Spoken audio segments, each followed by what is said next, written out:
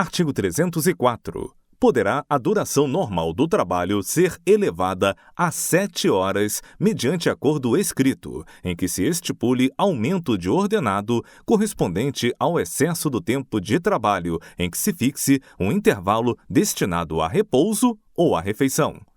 Parágrafo único. Para atender a motivos de força maior, poderá o empregado prestar serviços por mais tempo do que aquele permitido nesta seção.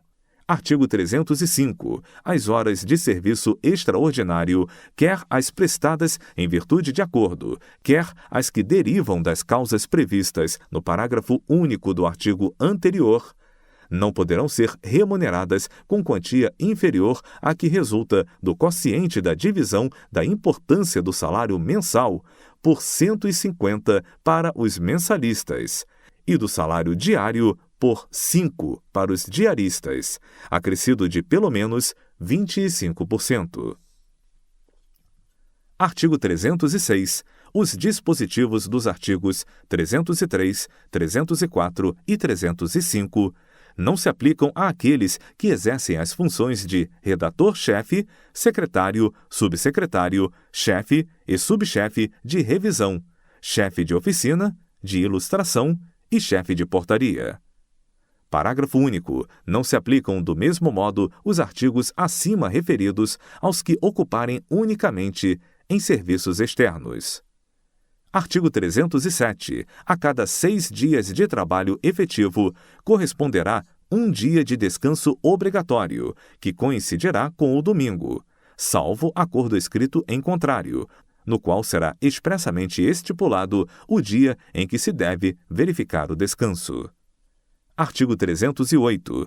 Em seguida, a cada período diário de trabalho, haverá um intervalo mínimo de 10 horas destinado ao repouso.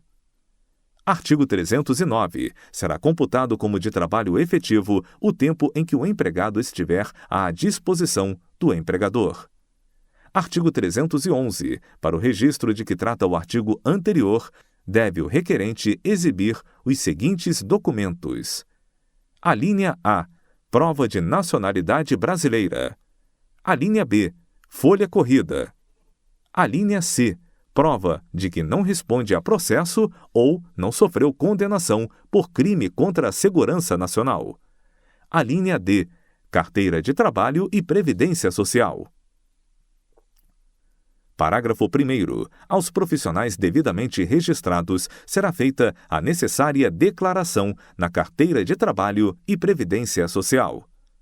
Parágrafo 2º. Aos novos empregados será concedido o prazo de 60 dias para a apresentação da Carteira de Trabalho e Previdência Social, fazendo-se o registro condicionado a essa apresentação e expedindo-se um certificado provisório para aquele período. Artigo 312. O registro dos diretores proprietários de jornais será feito no Distrito Federal e nos estados, e independentemente da exigência constante do artigo 311, letra D, da presente seção. Parágrafo 1º. A prova de profissão apresentada pelo diretor proprietário, juntamente com os demais documentos exigidos, consistirá em uma certidão fornecida nos estados e no território do Acre pelas juntas comerciais ou cartórios, e no Distrito Federal pela seção competente do Departamento Nacional de Indústria e Comércio do Ministério do Trabalho, Indústria e Comércio.